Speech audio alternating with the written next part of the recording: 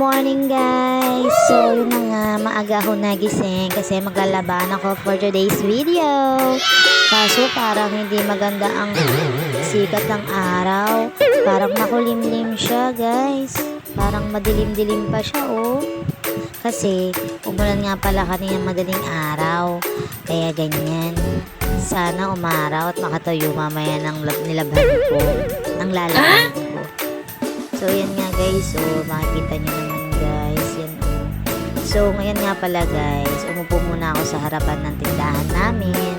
Habang hinihintay ang magpapandesal. Wow! So, yan nga guys. Tingnan nyo. Ang kulimlim. So, hintayin lang natin yung magpapandesal. Ito na siya guys. Ito na si Kuya. Ibili na tayo ng pandesal.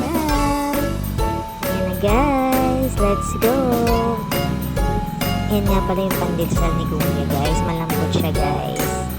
So, magtitimpla nga muna pala ako ng kape na may gatas for Habibi. At syempre yung Milo para sa akin. Nakikita nyo naman guys dyan na konti lang yung nilagay ko ng tubig.